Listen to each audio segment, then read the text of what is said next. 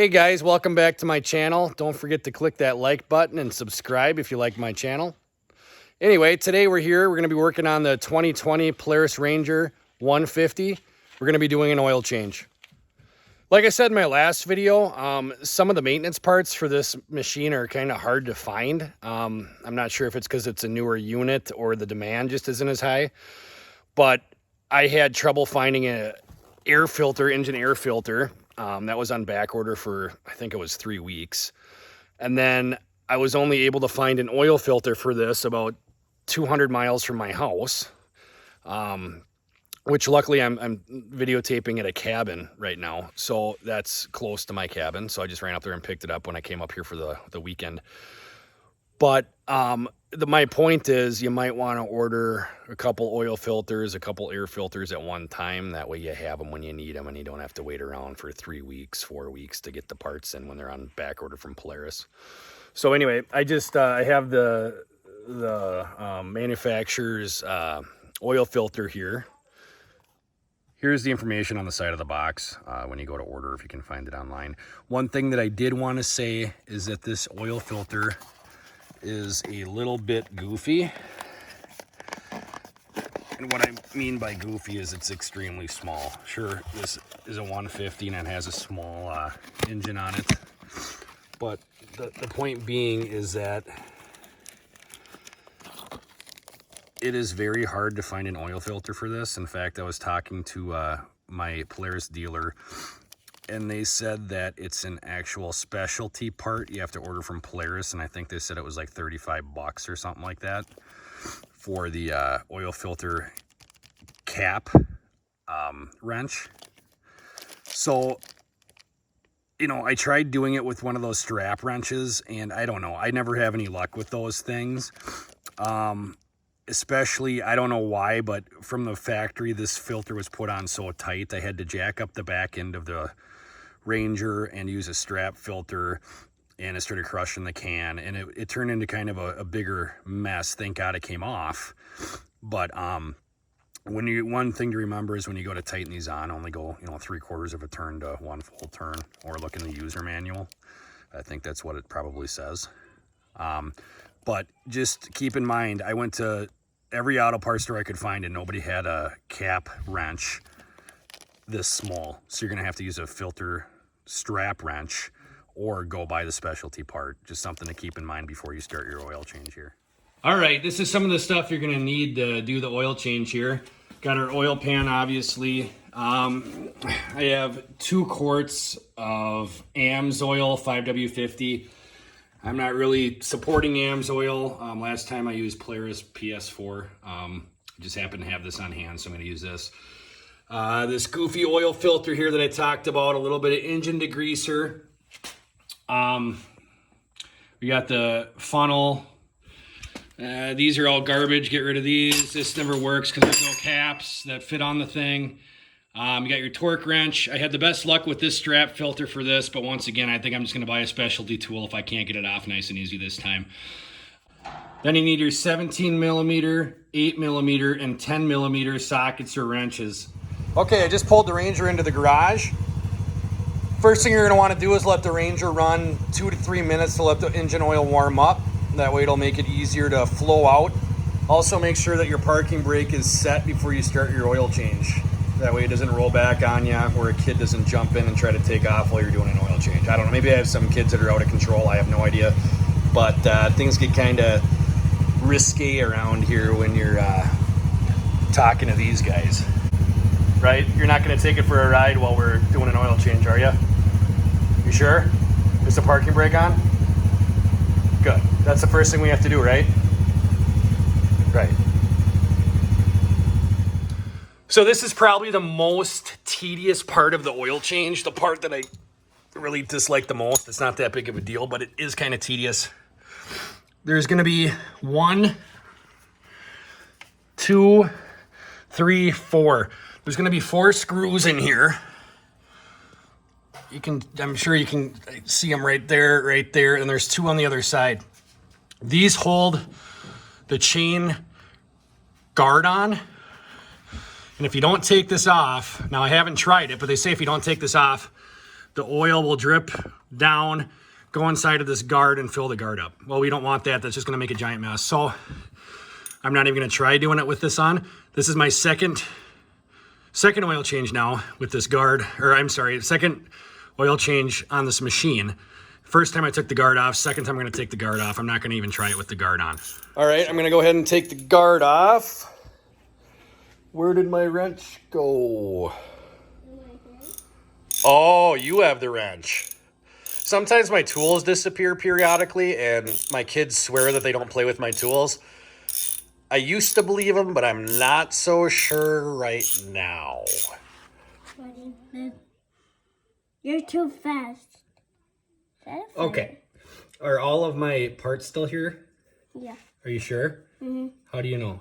Because I just... Wait. Oh, I found a little baby. And he only has 2 pieces of him. What I like to do next is just get some compressed air and just kind of blow all the junk out of here. This is your brake, so if you get in there and just blow everything out. Very good. Sorry about all the noise here, but if you get in there and blow everything out real good, it's a nice way to clean it while you have this guard off. Clean the brakes up, use a dry cloth to wipe it down, blow all the dirt off, get everything all cleaned up. Here, let me get out of here. And then also, the chain guard, it gets all full of dirt because you got chain lube in there and then all the sand and dirt from riding gets in there. It's a good time just to spray it out, use some compressed air, dry it off, get it all nice and clean. Okay, so what I decided to do to clean this up real good is I just took, and I know I said I'm not endorsing any of the AMS oil products or anything like that. I just happen to have a lot of AMS oil laying around. I do like it, but I'm not saying that it's better by any means. It's just something that I kind of found myself getting into is a little more AMS oil stuff. So I just used this engine degreaser, sprayed it on there real quick just to loosen up the grease because like I said, that was all grease from the chain. Sprayed it on there, wiped it out just with paper towel real good. Then I sprayed it off with water pretty quickly and then wiped everything down with another towel and then just dried it up real good with a dry paper towel. Looks pretty good, so I'm going to go ahead and start the oil change. Okay, once you get all this cleaned up to how you want it, one more thing that I like to check, and I do this actually almost every time my kids ride because I had an issue with this, but right here is the cooling fan for the engine. It sucks air in, it keeps the engine cool. Well, when the kids are riding out on the property, a lot of grass and leaves, debris, I would say just grass and leaves for the most part, gets sucked onto this grate, and then it doesn't allow the air to go in and cool the engine. So it can overheat. So I mean, almost every time I have the kids ride, especially with my older boy, I actually have him check too, to make sure this stuff isn't blocking the intake of the engine to keep it cool. Otherwise, you're gonna have overheating problems almost immediately. So check that cooling fan while you're down here doing an oil change. All right, here's where we go with the oil change. Here's that cooling fan I was talking about. You got the oil cooler right here. This helps cool the oil. It's like a big heat sink. And then you have the engine oil filter right here. If you go down this way, this plug right here is the oil plug, engine oil plug. When you take this out, there's going to be a big spring and a screen, a pre-filter. It's a big screen in here that's also going to come out. So when you pop this open, watch for the big spring, and there should be a pre-oil filter in here too. If it doesn't fall out, you're going to have to kind of pop it out, and then we're going to go clean that. So next I'm going to go ahead and open up the oil engine drain plug. All right, as you start to untwist this plug, you're going to feel back pressure from the spring, which I just dropped into the pan. But then also here's the pre-filter, the screen I was talking about. That one just came right out. Okay, so it looks like it probably could have got into that chain guard. The oil could have, if we would have left it on. It did go all over these bars and everything. It did kind of make a mess. It'll have to clean up here once the oil stops draining. But I'm going to let this drain until almost all of it's out, almost every drop, because I have some time here. So we'll let this drain. Okay, here's a better look at that spring that comes out when you pull the plug. And the pre-filter. It has this little rubber gasket on it. Just check to make sure that rubber gasket looks good. It's in good condition. If it's not, hopefully you have one on hand, or it's not a Sunday when you can't pick one up. But I've never had any problems with this. So what you're gonna wanna do is just give these parts just a little shot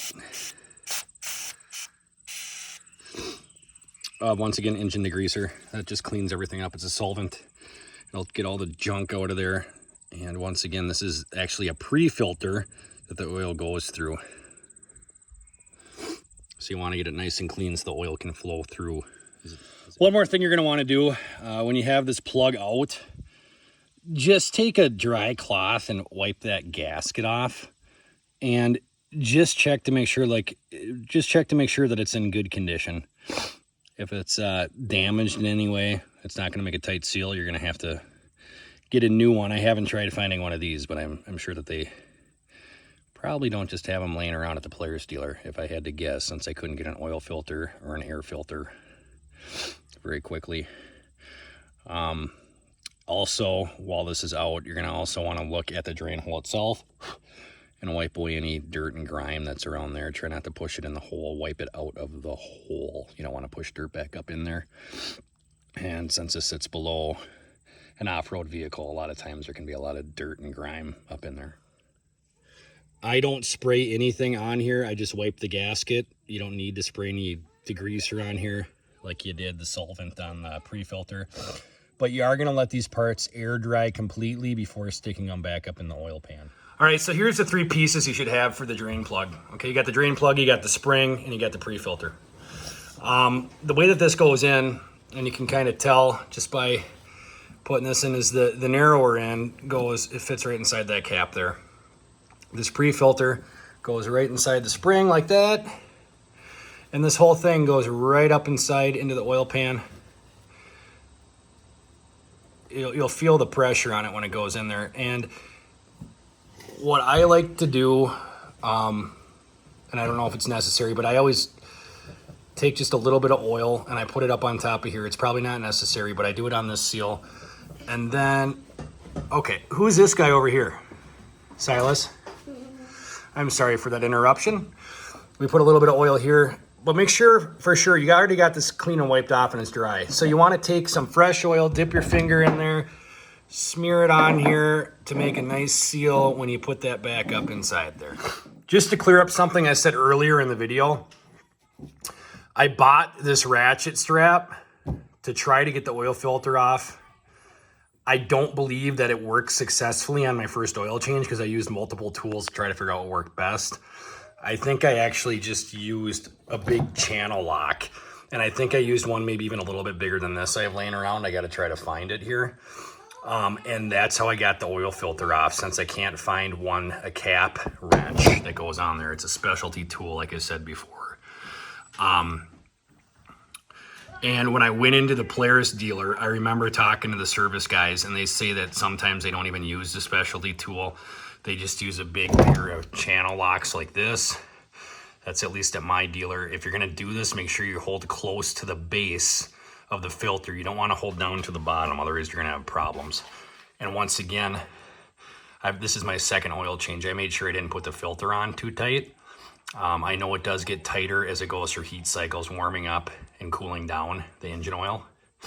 So hopefully it's not on there too tight. If I have any problems this time, I'm gonna just buy the specialty tool, and I might actually do that anyway, because in my experience, if you use tools that, aren't designed for what you're using them for, sometimes you end up breaking something that costs more money and a big headache. So I'll probably end up buying the specialty tool anyway if I can get my hands on it. Also, dip your finger in here, take this and put it on the gasket around the new oil filter. When you're ready to seal it back on, remember, only go 3/4 of a turn. Also, right up here where the oil filter goes, take a clean cloth and just wipe down that flat seal area right there to make sure we get a good seal on it. And as said before, on the actual drain plug, make sure you wipe that area down too. And that's what I'll be doing next, putting the filter on. I'm gonna fill the oil filter up with just a little bit of oil to make sure it's full when the engine starts. I don't know if it's really necessary, but it's something I've always done so that it doesn't need to put oil into the filter and then soak into the media before the oil flow starts going. Okay, so as I said, what I like to do, some people do this, some people don't, but this is what I do, is I'll take and I will pour oil in here to fill the filter up. And you don't need to get it overly full, but a lot of that'll soak right up into the media anyway. It'll start to go back down again. And then you need to get just a little bit of oil on your fingertip. And I'm just kind of doing this video for everybody, anybody that's new to oil changes or anything like that, because I know sometimes I watch YouTube videos and I'm like, well, what the heck? We skipped a step here. You didn't show this. So I'm trying to be as thorough and complete as I can, but once again, this is only my second video on this channel. So I'm sure that there's a lot of room for improvement. And once again, I always say I welcome positive feedback in the comment section. So I think this is pretty much all ready to go and get put on here. So you can see this is where the oil filter is. Now you only want to go 3/4 of a turn once it touches the surface. And you can really see when it touches the surface from this angle here. We'll turn it and you can feel it too if you do it slowly. As soon as it starts to touch, which is right about there, we're gonna go 3/4 of a turn and leave it. That way it will not be over tightened for next oil change and we're not gonna cause any leaking.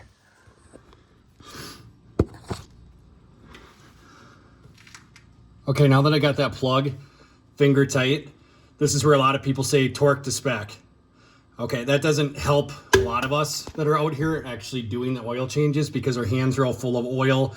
Some of us don't look into this information before we start because we're impatient for whatever reason. I'm gonna tell you that on this vehicle right here, and you might wanna check your owner's manual just to double check, but it's gonna be 14 foot-pounds of torque on this drain plug.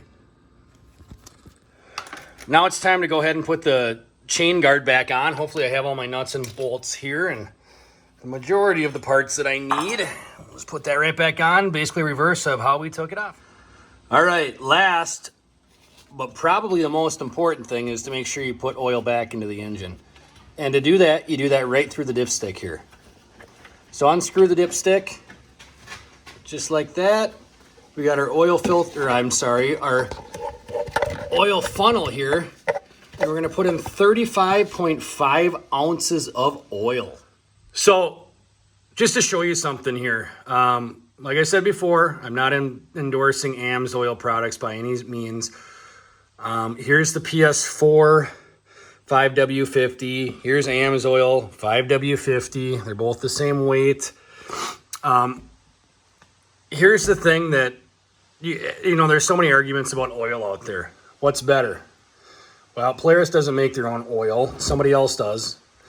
AMS oil does make their own oil. One could be better than the other. Who knows? Who knows? Everybody has their own opinion. But here's the thing, is on the packaging, this is where it comes nice. The packaging. And I don't know why Polaris doesn't do this. I would think that they would, because right now I would buy AMS oil just because of the packaging and it's a quality product. If it was an inferior product and good packaging, I wouldn't buy it, but that's not the case. So when I have to put 35.5 ounces of engine oil in, that's a little over a quart. A quart is 32 ounces. So I have to put 3.5 more ounces in after 1 quart. Well, I can get pretty close using the measurements on the side here.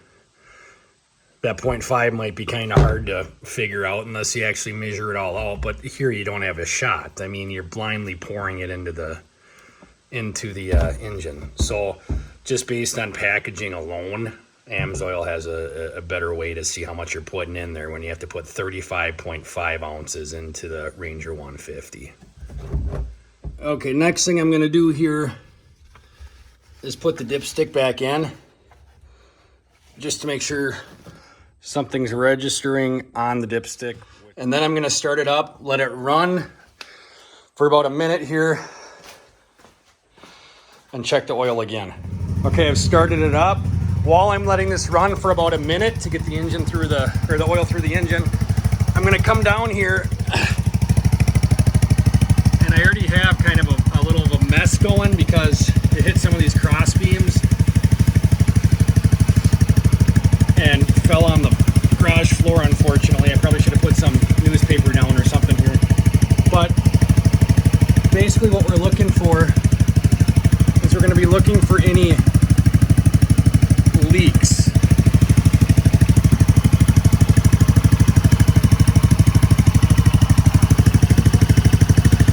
And I don't have any leaks, but I do have a little drip here that I did not wipe up clean. So if you're seeing something here, it's just a little residual oil that seems to be coming down because, like I said before, it hit so many of these cross beams and stuff on the way down, it just made a giant mess. But I'm checking the oil filter, I'm checking the plug, and everything looks good. Okay, that's been running for about a minute here, so I'm going to go ahead and shut it off. Then I'm going to come back and I'm going to check the engine oil level one more time to see what it looks like here. The engine oil looked good on there, so I go ahead and I tighten it back down. Everything should be set to go, so now it's just clean up time. Okay, so one more thing I did here is I reset my service clock. What you do for that is just hold down menu.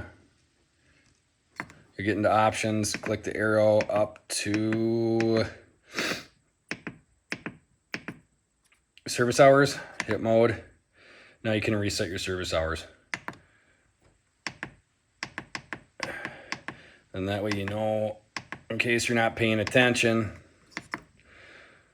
there will be a service icon that comes up, and then you know when to service your vehicle.